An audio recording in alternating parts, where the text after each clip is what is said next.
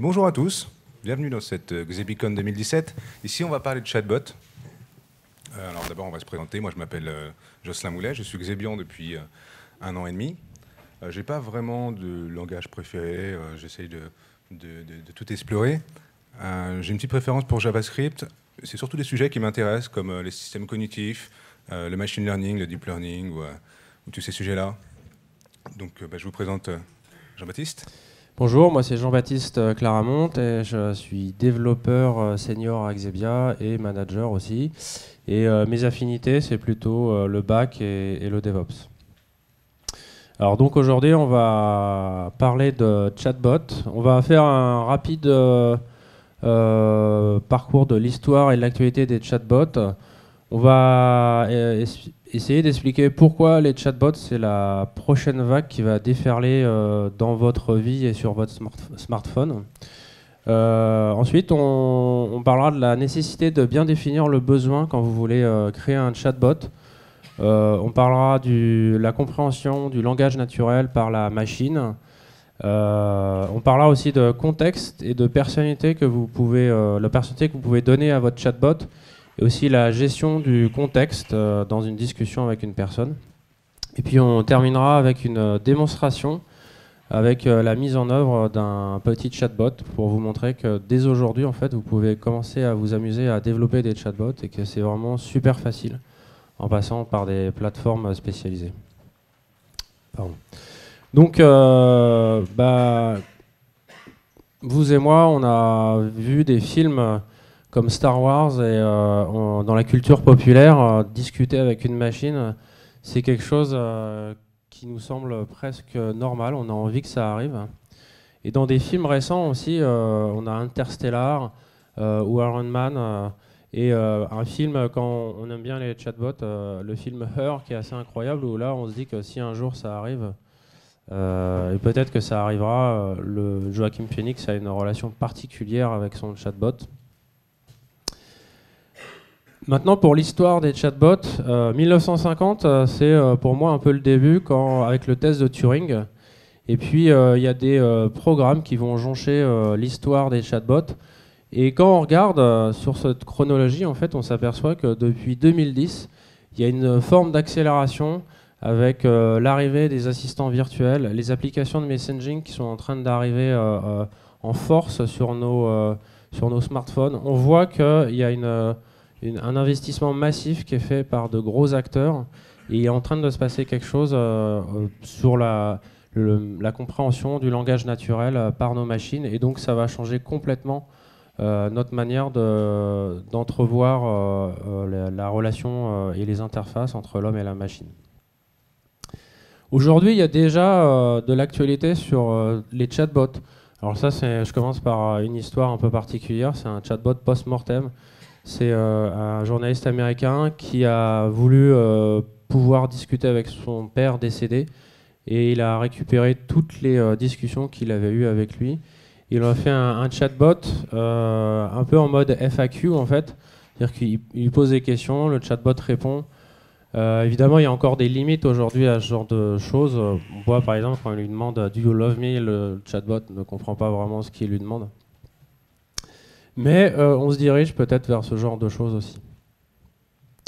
Dans l'actualité, il y a un chatbot chinois qui s'appelle Xiaowei, je ne sais pas trop le dire en chinois, qui a été développé par Microsoft. En 2014, il y avait des millions de Chinois qui avaient des discussions avec ce chatbot. Et ce qui est assez amusant, c'est que ce chatbot avait une intelligence artificielle qui permet de connecter les différentes entités entre elles. Là, par exemple, la discussion tourne autour d'une actrice chinoise et le chatbot surenchérit de la discussion et dit « Ah, mais tu sais qu'elle s'est mariée avec le réalisateur du film, ça m'a brisé le cœur. » Voilà. Et ça, c'est amusant parce que ça simule vraiment une personne avec qui on pourrait discuter et qui enchaînerait dans la conversation, et on perd totalement l'idée qu'on est en train de parler avec un chatbot. Microsoft toujours, avec Tay, vous en avez peut-être entendu parler en 2016, et ça a complètement dérapé, puisque l'intelligence artificielle qui était derrière, en se reposant sur les différentes discussions qu'elle avait sur Twitter, c'était un chatbot sur Twitter, a fini par tenir des propos xénophobes et racistes. Finalement, au bout de 16 heures après l'avoir activé, Microsoft l'a arrêté. Et un an plus tard, quasiment jour pour jour, ils ont sorti une autre Zo, sur Twitter aussi, qui pour l'instant, elle n'a pas dérapé. Donc ils ont réussi à trouver le moyen de cloisonner les choses. Dans l'actualité aussi, les chatbots se sont déjà incrustés dans les élections américaines en 2016. Il y avait un chatbot très simple sur Messenger qui permettait d'avoir des infos sur le bureau de vote le plus proche et qui informait les gens pour leur dire n'oubliez pas d'aller voter. Visiblement, ça n'a pas marché. Et puis un autre chatbot qui permettait d'interroger le programme des deux des deux candidats. Donc plutôt aussi en mode FAQ. Alors maintenant, je vais essayer de vous convaincre pourquoi les chatbots vont effectivement déferler sur nos smartphones et globalement dans nos vies. Déjà, c'est un premier chiffre. 20%, c'est le nombre de requêtes de recherche sur Google en langage naturel qui a été fait en mai 2016. Ça veut dire que déjà, la relation qu'on a pour faire des recherches sur Internet, elle est complètement en train de changer. Moi, par exemple, j'ai des enfants et je le vois bien. Les nouvelles générations, elles font pas des recherches en mettant des mots-clés sur Google, elles s'en moquent complètement. Ce qu'ils font, c'est qu'ils prennent leur téléphone et ils disent à quelle heure est le prochain train ou le match de foot ce soir, c'est à quelle heure. Et c'est comme ça qu'eux, ils envisagent la relation avec leur smartphone et comme ça qu'ils envisagent de faire des recherches. Donc fort de ce premier constat, deuxième constat, 85%, c'est le temps que l'on passe sur uniquement 5 applications qui sont sur notre smartphone. Ça veut dire que globalement, en fait, on a plein d'applications qui sont installées sur notre smartphone, et ben on s'en sert pas beaucoup.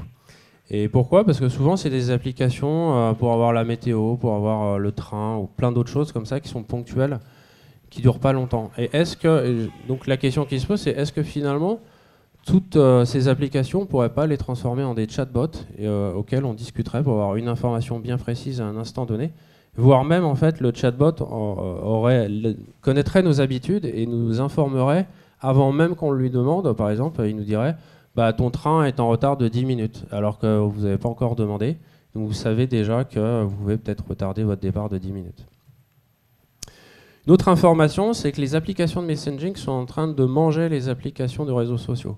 Depuis 2014, il y a plus d'utilisateurs actifs sur les applications de messaging que d'utilisateurs actifs sur les applications de réseaux sociaux.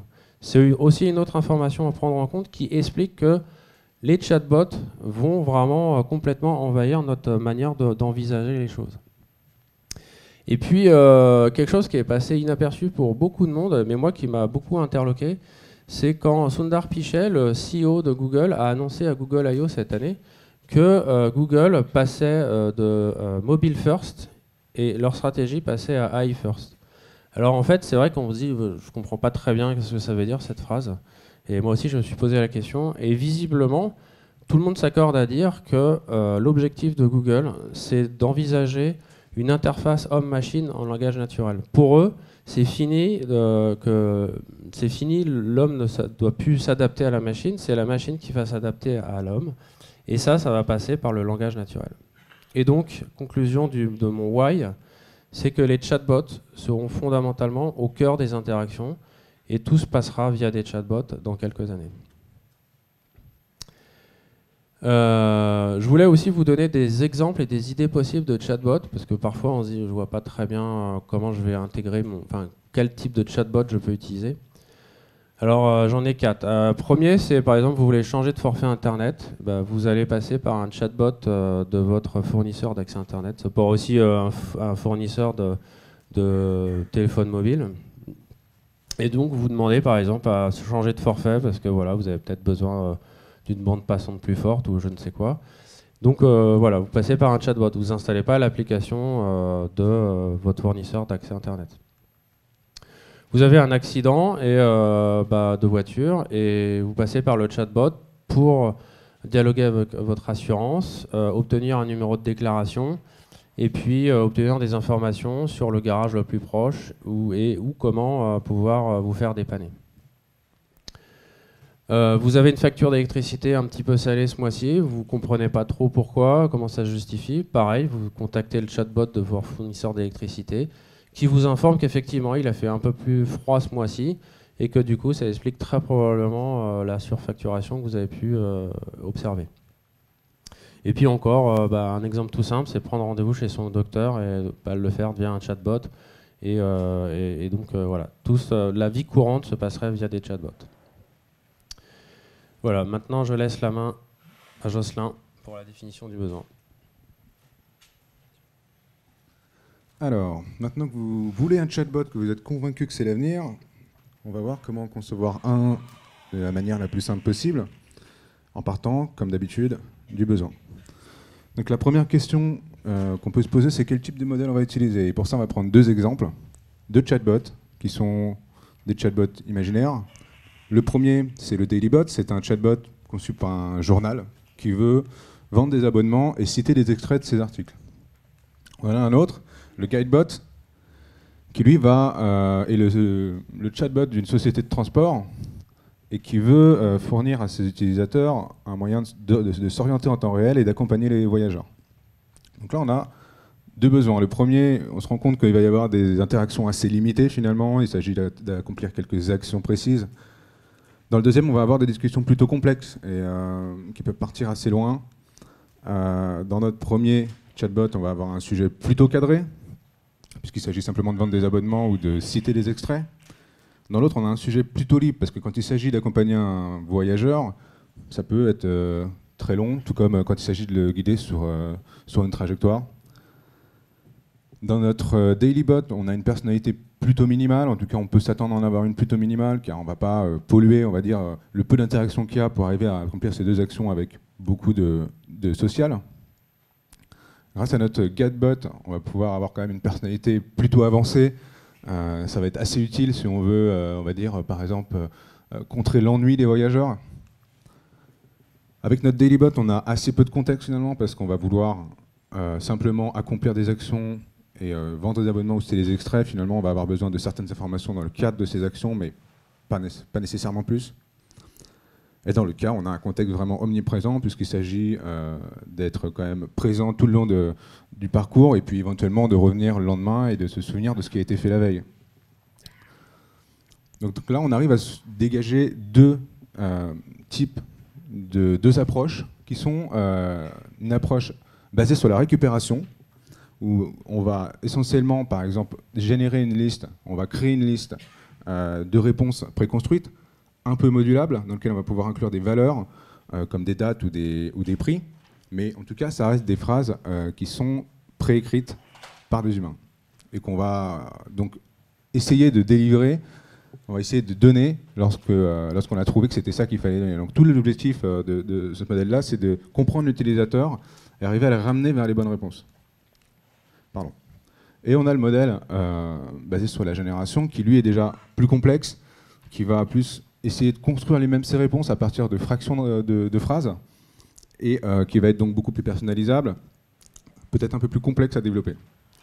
Mais l'objectif là, avec ça, c'est de pouvoir, par exemple, implémenter des briques de machine learning assez poussées, de deep learning, de manière à enrichir le contenu, et avoir des conversations beaucoup plus, on va dire, riches et pertinentes. La deuxième question qu'on peut se poser, c'est quels sont les connecteurs? Comment on va diffuser les conversations finalement, ou le contenu? Donc là, on a assez souvent évidemment de la messagerie instantanée, qui est un petit peu le connecteur par défaut, qui se prête totalement à une conversation.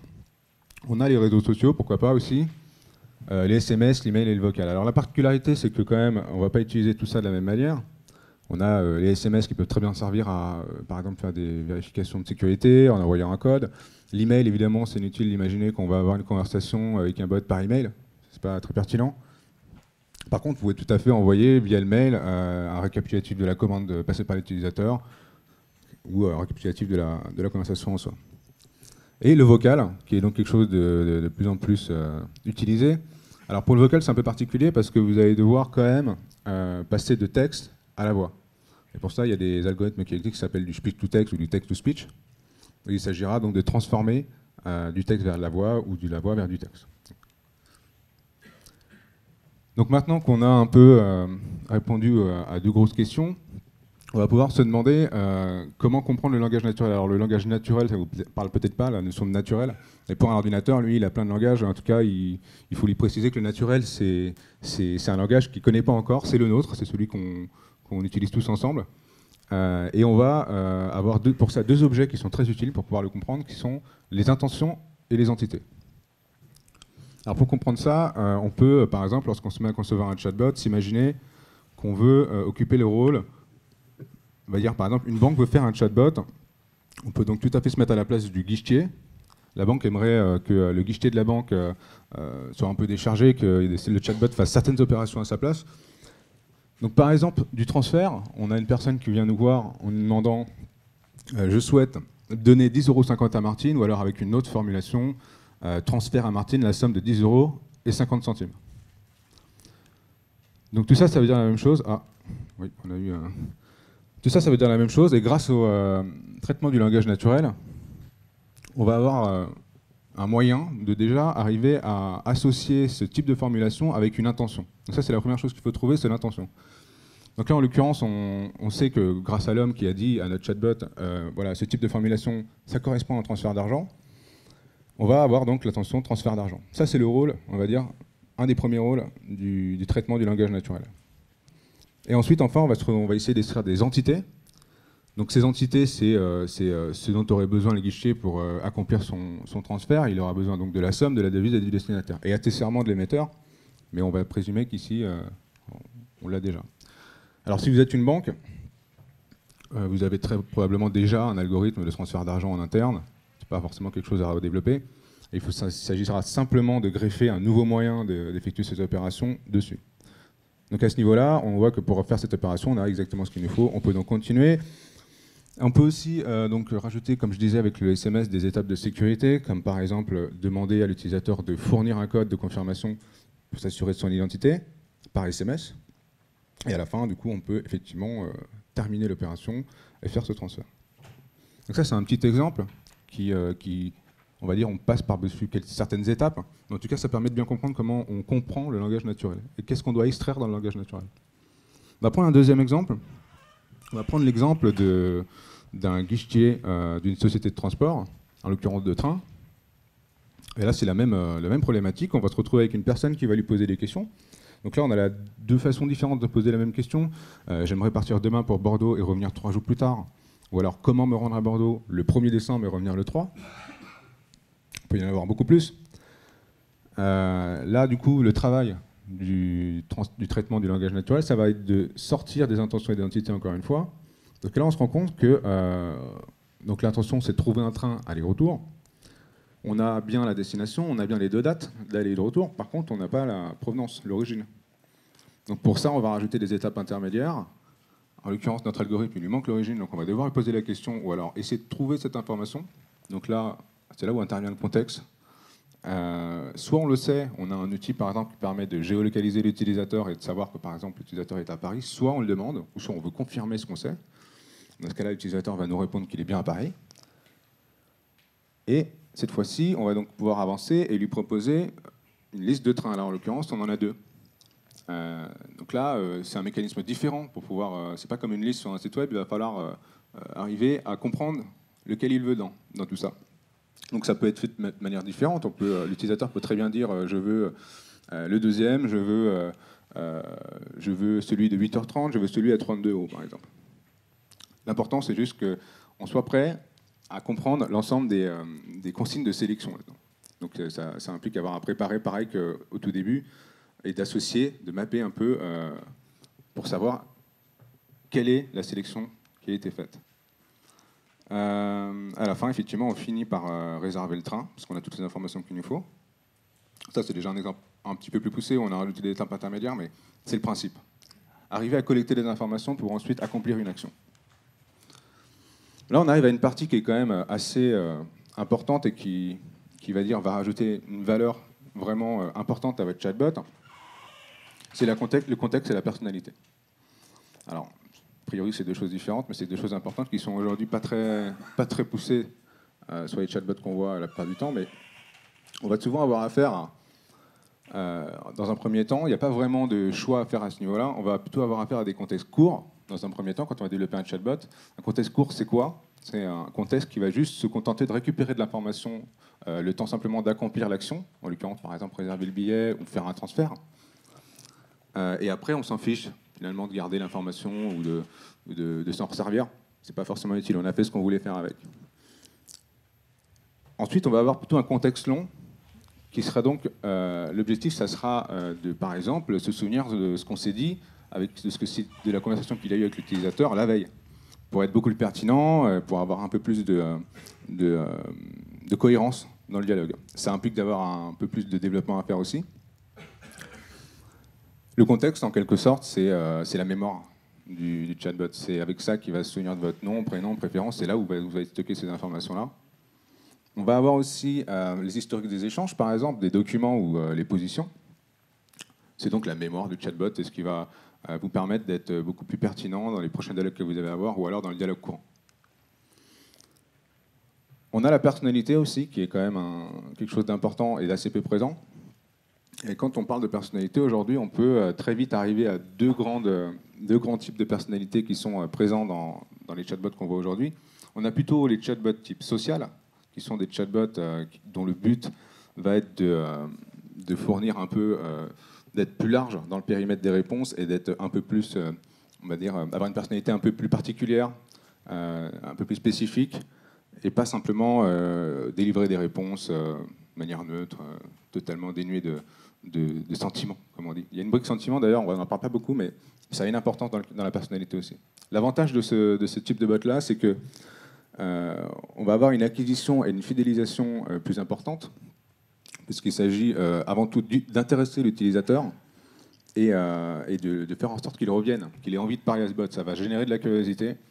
Et à côté, on pourra parler de ce qu'on veut parler, c'est-à-dire du produit qu'on veut vendre éventuellement, ou des choses comme ça. L'intérêt là, c'est de mettre le focus sur le produit, le rendre intéressant pour l'utilisateur, et ensuite, après, de parler de ce dont on veut parler au fond avec l'utilisateur. On a aussi une meilleure proximité avec l'utilisateur, puisque finalement, on va avoir tendance à avoir des dialogues plus longs, avec des personnes plus volontaires, qui vont être plus intéressées pour donner des feedbacks, pour répondre aux questions du chatbot. Donc ça a un vrai intérêt à ce niveau-là. L'inconvénient, c'est quand même que ça nécessite un développement plutôt complexe. Il va y avoir généralement des briques de machine learning, de deep learning. Il faut être, pour personnaliser, pour être pertinent et adapter au maximum les réponses à l'utilisateur, être aussi quelqu'un qui fait des bonnes blagues, quelqu'un qui raconte des histoires. C'est ça un bot social, en fait. Et qui intéresse l'utilisateur, surtout autour de ce qu'il est. Et ensuite, après, on pourra pousser le produit avec le chatbot. On a ensuite des bots plutôt neutres, c'est le bot qu'on croise le plus souvent, c'est celui à qui on demande quelque chose, qui fait ce qu'on lui demande, et puis voilà, il n'essaye pas trop de s'étaler pas trop poser de questions. Celui-ci, l'avantage c'est qu'il nécessite un développement, on a un développement plutôt simple autour de ça, c'est plutôt, on a une seule ligne, on sait exactement comment il va réagir, on ne va pas trop avoir de variantes. On a une meilleure contrôle du contenu, ça c'est très intéressant pour les entreprises qui ont un vrai besoin sur le contrôle de leur communication. Donc, on peut tout à fait, on peut éviter les surprises, on va dire, notamment avec des briques de deep learning ou de machine learning, qui vont avoir tendance à réinjecter des réponses plutôt inattendues dans les réponses du chatbot. Et enfin, l'inconvénient de ce type de chatbot-là, c'est quand même que ça génère de la frustration. Souvent, si vous avez déjà utilisé les chatbots, vous êtes rendu compte que quand vous commencez à sortir un peu du sujet principal, il ne comprend pas, il n'est pas trop là pour vous aider pour ça. Voilà. Donc c'est assez simple à créer, par contre ça génère beaucoup de frustration. Voilà, je vous laisse avec...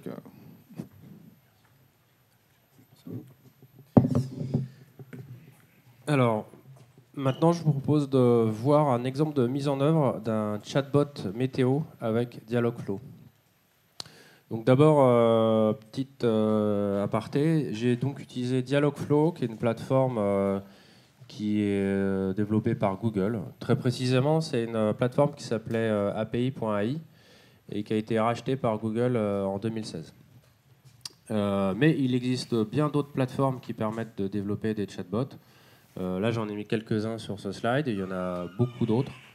Et juste pour info, j'ai utilisé Dialogflow pas parce que c'est le meilleur ou pour des raisons qualitatives, c'est parce que c'est celui que je connaissais le mieux et que j'avais envie d'utiliser pour la démo. Voilà.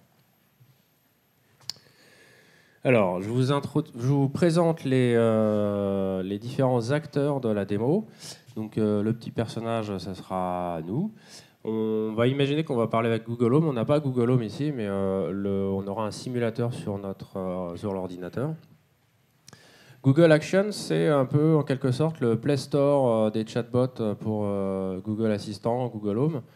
C'est là où, en tant que développeur, vous déclarez votre chatbot et quand vous allez parler avec Google Home, il va aller vérifier dans Google Assistant, dans Google Action, s'il existe bien le chatbot avec lequel vous voulez parler. Google Action sera aussi au courant de où est-ce qu'est implémenté concrètement notre chatbot. En l'occurrence, ça sera sur Dialogflow, donc c'est pareil. Google Action sait où rediriger les conversations qu'il va avoir avec nous. Et puis le dernier acteur, c'est un webhook HTTP, c'est-à-dire un petit programme qui tourne dans le cloud, qui va aller s'occuper de récupérer la météo pour nous et qui va nous la renvoyer. Et c'est comme ça qu'on obtiendra la météo via notre Google Home.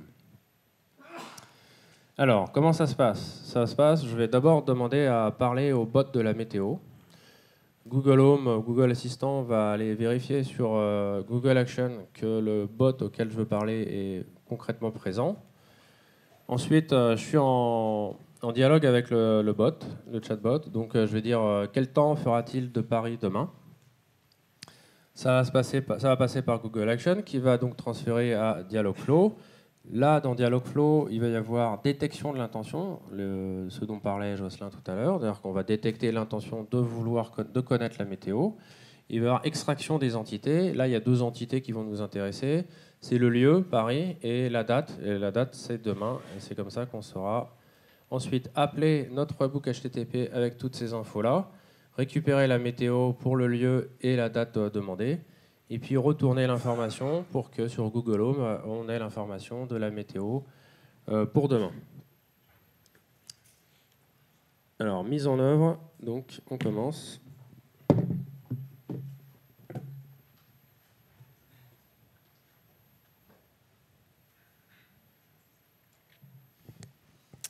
Voilà, donc là c'est l'interface de Dialogflow. Donc j'ai préparé quelques petites choses parce que sinon ça serait trop long pour la démonstration. Donc mon chatbot dans Dialogflow s'appelle Météo Training. Ici je suis sur le menu des intents, donc c'est la liste de mes intentions. Pour ce chatbot, c'est un peu le Hello World des chatbots en fait, la météo. Donc j'ai juste une seule intention qui m'intéresse, c'est demander la météo.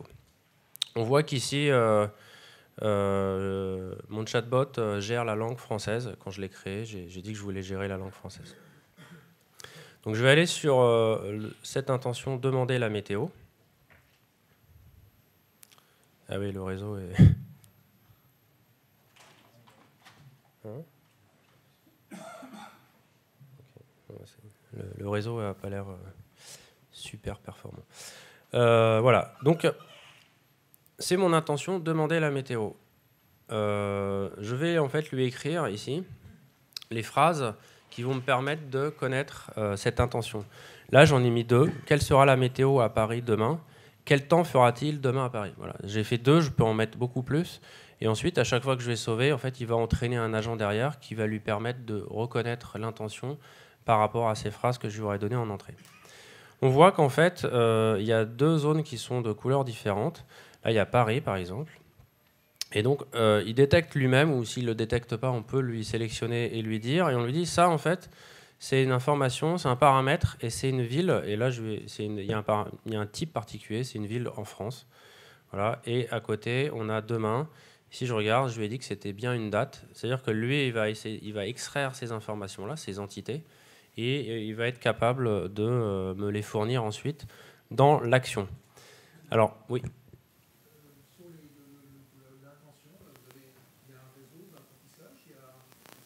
Oui, c'est ça. C'est quand on sauve ici, quand on va sauver, en fait, il va lancer un agent qui va apprendre à reconnaître l'intention par rapport à toutes les phrases qu'on lui aura données.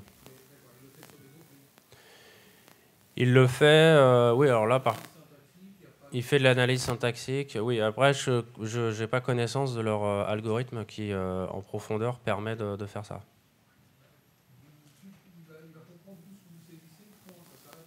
Tout à fait, tout à fait. En fait, on va voir. En fait, il va comprendre ce qu'on dit, mais il est capable aussi d'extrapoler par rapport à. Plus on va mettre de phrases, plus il va être capable de reconnaître l'intention de manière plus précise. Donc, une fois qu'il a reconnu cette intention, à partir de toutes les phrases qu'on veut lui donner, il va déclencher une action. Donc, l'action, moi, je lui ai donné un nom, c'est Weather Forecast. Et il va me proposer en paramètres de cette action les différentes entités, paramètres qu'il aura détectés dans la phrase. Donc là, je lui ai mis les deux et je lui ai également dit que je voulais que ça soit obligatoire, parce que sinon je ne pourrais pas être capable de récupérer la météo à un endroit et à une date précise. Une chose que Dialogflow permet, c'est de pouvoir ajouter une question en fait. Si par exemple ma demande est incomplète, je lui ai dit que c'était obligatoire et je lui ai dit quelle question il doit me poser, il doit poser à l'utilisateur pour récupérer cette information de manière en plus. Donc là, par exemple, si on ne me donne pas de date, il va demander à quelle date pour essayer de préciser par rapport à la demande. On peut déjà essayer On peut déjà essayer. Alors pour l'instant, je vais le faire juste en faisant copier-coller. Donc je lui dis, je lui demande quelle sera la météo à Paris demain. Le réseau est toujours très lent.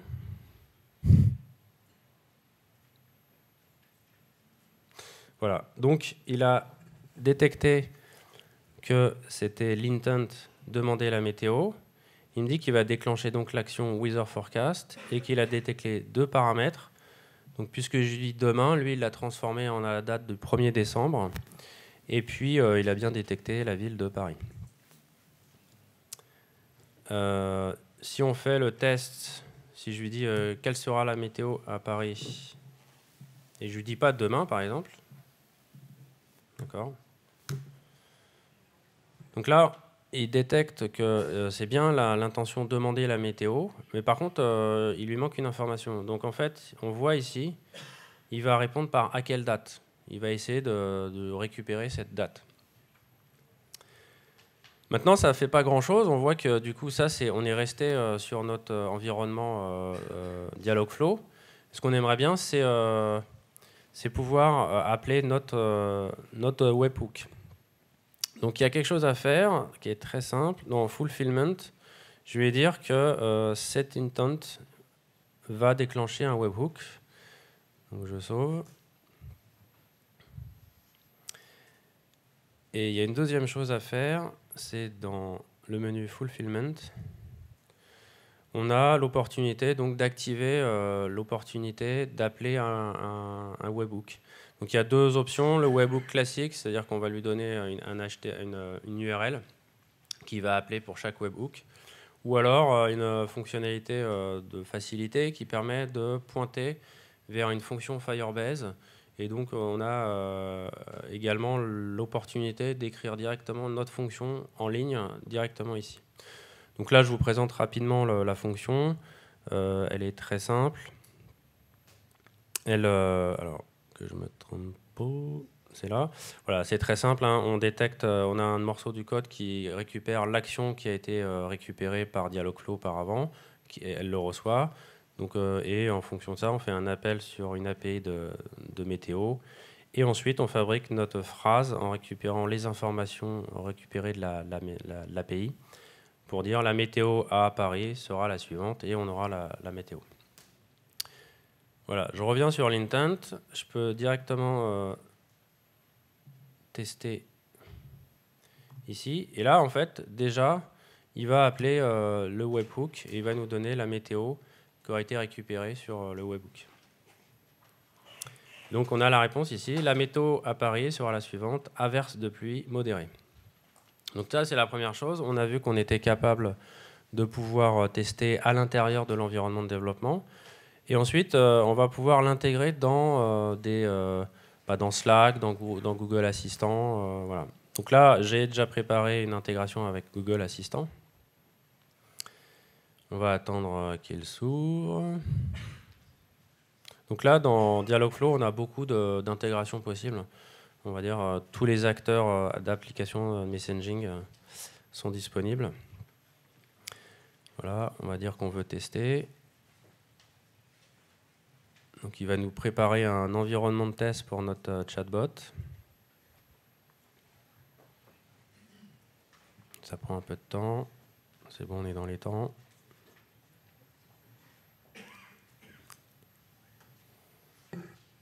J'avais un peu peur que le Wi-Fi soit pas extraordinaire. Mais... Ok, je lance le test. Ça mouline. Je fais des claquettes. Ça va arriver.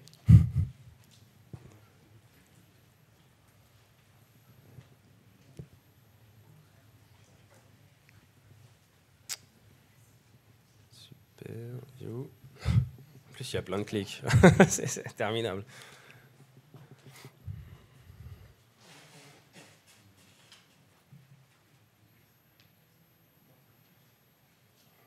Voilà, je suis désolé pour cette attente. Malheureusement, le Wi-Fi est pas très bon. Enfin, si, il est bon, mais on est 1000. Ça joue un peu, je pense.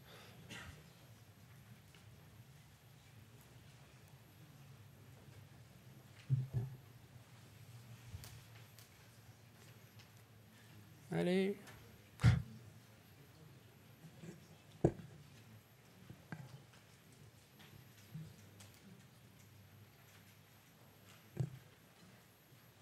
Attendez.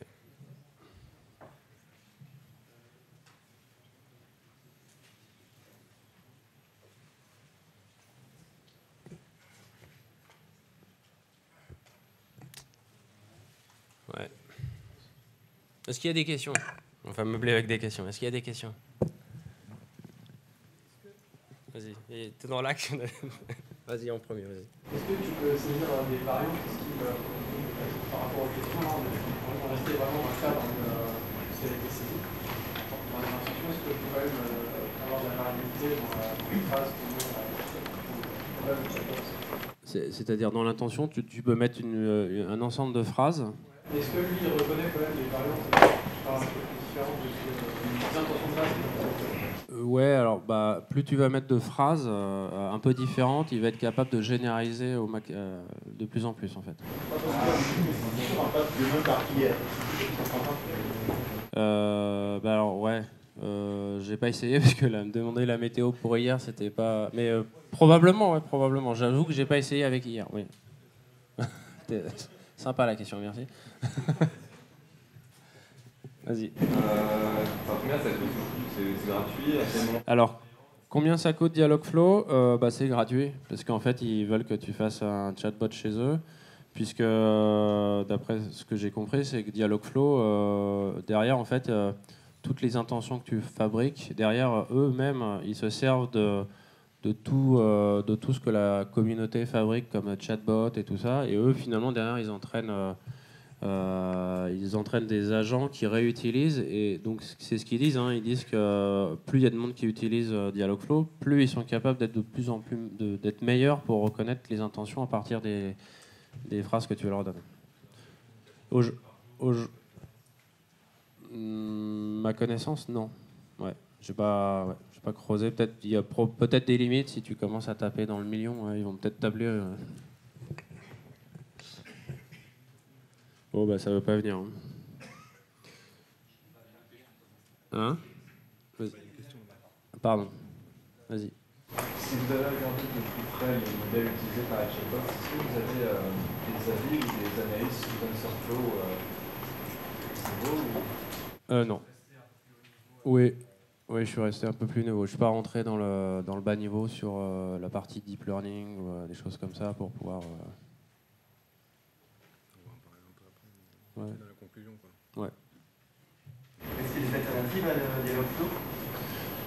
Oui, il y a des alternatives à Dialogflow. C'est ce qu'on voyait dans la présentation. Tac. Il y a des alternatives, j'en citais quelques-unes. Il y a Facebook. C'est un peu Facebook qui a ouvert le bal de ce genre de choses en ouvrant avec. Il y a Witai, il y a IBM Watson. IBM a beaucoup d'expérience là-dessus aussi. Il y a Amazon Alexa. Ça, c'est vraiment, on va dire, les poids lourds, mais il y en a plein d'autres qui sont des startups. C'est vraiment, il y a un écosystème très riche là-dessus. Est-ce qu'on peut écouter les demandes saisies? Est-ce que l'on peut réécouter ce qui était saisi par les utilisateurs pour améliorer, pour ajouter des phrases? Est-ce qu'on peut savoir? Oui, on peut effectivement voir les phrases qui ont été données par les utilisateurs. Et effectivement, on peut voir que des fois, il y a des phrases qui étaient totalement inattendues et qui font que l'intention n'a pas été détectée. Et donc les ajouter et essayer d'enrichir pour pouvoir... Parce qu'effectivement, on s'aperçoit que les gens ont tendance... Il y a je sais plus, il y a 1 million de manières de demander quelque chose. Et en fait, on a beau se dire qu'on a couvert l'ensemble des cas, il y a toujours des nouveaux cas qui arrivent. Donc c'est possible de voir les cas qui sont tombés en erreur. C'est même en fait le cœur du fonctionnement d'un chatbot, c'est de réimplémenter ce que le chatbot n'a pas compris pour pouvoir ensuite traiter la demande demain. Donc on l'a vu dans les exemples que j'ai donnés, on avait 2 exemples de phrases. En fait, ce qui va se passer, c'est que demain, quand une phrase sera proche de celle-là, il va y avoir une notion de proximité. Le chatbot va dire « Ok, j'ai pas mal de mots qui sont similaires. Du coup, je vais plutôt... qu'est-ce que j'ai eu avant? Et du coup, qu'est-ce qui est le plus proche? Du coup, je rattache à l'intention de ce que j'ai déjà trouvé. » Voilà. Je voulais simplement avoir un peu de précision sur la partie intent. La notion de volonté, pour moi, elle est un petit peu floue et complexe à avoir de la part de l'utilisateur. C'est-à-dire, est-ce qu'aujourd'hui, cette solution se base exclusivement sur les mots-clés et va trouver un contexte qui match? Ou est-ce qu'elle va utiliser un module comme de la NPL pour réellement comprendre la sémantique de la phrase et la volonté exacte de l'utilisateur? NPL, tu veux dire NLP, Natural Process, Natural Language. Alors, j'ai pas tout bien compris, pardon. Mais en quelque sorte, le NLP, en fait, il y a plein d'écoles hein, à ce niveau-là. Il y a des vieux algorithmes comme des nouveaux. Il y a des principes qui demeurent dans ce secteur-là. Souvent, ce qu'on va faire, c'est qu'on va avoir le résultat d'un travail de linguistes qui vont en amont, en fait, établir des corpus de mots. C'est assez particulier pour chaque langue. Et l'idée, c'est de faire comme un être humain, de dégager le sujet, le verbe, le complément, et d'arriver ensuite à faire le traitement qu'on veut avec. Mais encore une fois, il y a plein de briques différentes qui font à peu près plein de choses différentes. Ça dépend du besoin, quoi. Voilà le... Attends. Ouais, vas-y, excuse-moi. Je reviens un peu sur une question qui a été posée tout à l'heure, mais je n'ai pas vraiment bien compris la réponse. On a rentré 2 phrases là, dans la configuration du latent, mais si la personne tape, au lieu de « fera-t-il beau demain à Paris », s'il tape « demain, virgule, fera-t-il beau à Paris », sans rien configurer d'autre dans le latent, ça va probablement pas marcher. On pourra essayer. Ça dépend. Mais ça dépend. Ouais, non, mais ça dépend en fait de l'algorithme qui va permettre de retrouver en fait tout ça. Il y en a qui sont beaucoup plus souples, qui vont dire ok, là par exemple dans la phrase que vous avez donnée, on a quand même beaucoup de mots similaires par rapport à la phrase d'avant. Donc en fait, il va dire ok, moi je trouve quand même un matching, enfin une phrase qui est quand même très proche. Du coup, comme on m'a déjà appris que la phrase qui est assez proche veut dire ça, termine sur cette intention. Bah dans ce cas-là, je vais aller naturellement vers cette intention aussi. Après, je peux être dans l'erreur aussi en faisant ça. Mais après, ça sera donc un nouveau travail de correction. Il faudra corriger le tir un peu sur ce que le bot va devoir faire. C'est assez rare, souvent, on est assez bon là-dessus. On va essayer le... Ouais. Par rapport à ce que vous avez montré tout à l'heure, IBM Watson, etc., quels sont ceux, en effet, qui utilisent plus d'intelligence artificielle et non pas des mots-clés ou des approches similaires, et qui réellement vont un peu plus loin, qui mettent en place des corpus, qui mettent en place une analyse syntaxique, de l'étymologie, etc. Comme le font certains traducteurs aujourd'hui, qui ne sont pas du tout mécaniques, qui sont capables de traduire réellement avec la finesse de la langue. Et on n'est pas tous en sujet d'articulation, par exemple. Ouais, bah c'est très proche des traducteurs finalement. Hein. Il s'agit de ramener ça à un langage unique, finalement, celui de la machine. Et donc c'est tout un travail d'entonnoir, en quelque sorte, sur ramener toutes les possibilités vers la même action, et donc la même phrase unique, finalement. Donc l'analogie avec les traducteurs est plutôt bonne. L'analyse va plus loin, enfin, pour certains traducteurs, va beaucoup plus loin que de prendre les mots-clés et puis dire bah, tiens, ça se rapproche, ça va être ça. Ah oui, ça peut aller beaucoup plus loin. Donc, parmi ceux que vous avez cités, est-ce que certains vont beaucoup plus loin? Est-ce que par exemple, Peter Watson va plus loin que ça? Ça avec les autres, hein, parce que Dialogflow m'a l'air un petit peu lié, hein, si je veux dire. La similarité, c'est un peu... Je suis pas spécialiste du machine learning, mais je sais qu'en deep learning, il y a des formats de réseaux neuronaux qui sont spécialisés avec de la réentrance de la sortie, et ils sont capables effectivement aujourd'hui, depuis quelques années, ils sont en train de pousser sur ce genre de choses. Donc, et là, du coup, effectivement, on peut supposer que... On n'a pas d'idée de qui est le plus avancé aujourd'hui dans ces façons de faire. Comment ? On n'a pas d'idée de qui est le plus avancé. Non, en tout cas, moi, je ne sais pas. Ouais. Je pense qu'ils sont tous à peu près... on l'a vu, hein, Google a annoncé qu'il passait à eFirst. Alors, ça veut dire beaucoup de choses et rien dire aussi, mais ça veut dire qu'ils sont en train de mettre beaucoup d'argent là-dedans. On va juste rapidement essayer. Donc, parler avec Météo en France. Ceci dit, le réseau va être aussi pourri. Le micro marche pas ? Bon, laisse tomber. Bon, on va abandonner. Malheureusement, le réseau ne nous est pas favorable. On va terminer juste sur la conclusion. Et si on a encore un peu de temps pour les questions. Tof, il est où le truc ? Ouais, c'est ce que j'avais peur. On est trahi. Bah, c'est pas grave, on va faire la conclusion avec ça. Vas-y. Donc, conclusion. Quand on regarde Gartner, en fait, les assistants virtuels, on est clairement tout en haut de la vague. Ça veut dire que potentiellement, on va commencer à faire la descente. C'est-à-dire qu'il va y avoir beaucoup de désillusions, il ne faut pas se le cacher. Il y a beaucoup d'attentes sur les chatbots. Donc, du coup, personne ne sait encore trop...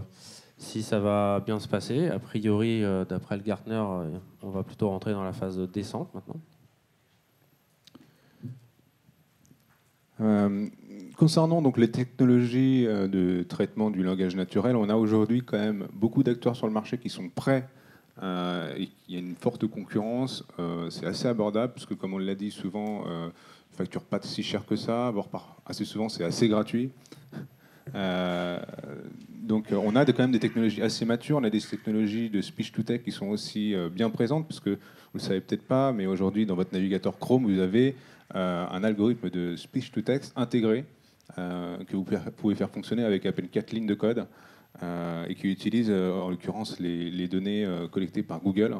Donc vous bénéficiez réellement vous n'avez pas réellement de classification à faire, ce qu'on a dit, c'est-à-dire associer des phrases avec des intentions. Tout ça, c'est déjà plus ou moins fait. Vous avez juste à l'utiliser et il est plutôt efficace. Ensuite, on a quand même, comme on l'a vu, en fait, finalement, les prochains défis pour les chatbots, les prochains axes d'amélioration, c'est assez souvent des axes plutôt compliqués, qui se tournent beaucoup autour du deep learning et d'un certain machine learning avancé en tout cas. C'est un peu le défi de demain. Aujourd'hui, faire un chatbot qui accomplit des actions basiques, c'est assez simple à faire. Avoir un bon chatbot en tant que produit qui s'est bien fidélisé, intéressé l'utilisateur, ça implique d'avoir à personnaliser l'expérience. Et personnaliser l'expérience, ça implique à faire un peu de prédiction, par exemple, à faire de la recherche, améliorer le contenu, être plus contextualisé au niveau du contenu. Et tout ça, à chaque fois, ça fait intervenir des briques de deep learning et de machine learning. Donc ça, c'est les vrais prochains défis pour les chatbots. Et pour terminer, donc, on l'a vu, on en a parlé rapidement, mais l'écosystème est très riche. Et les investissements qui sont faits sont gigantesques. On a parlé de Google qui passe complètement son investissement là-dedans.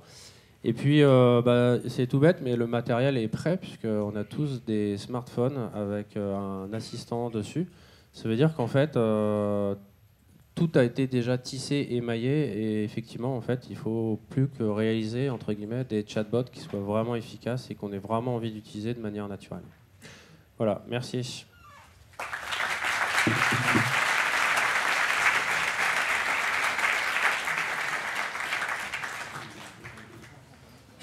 50 minutes. Bon, bah, désolé, on va pas avoir le temps pour d'autres questions. Hein. Ouais. On l'a déjà... heureusement qu'on l'a fait pendant qu'on pouvait. Ça va, une minute, c'est bon.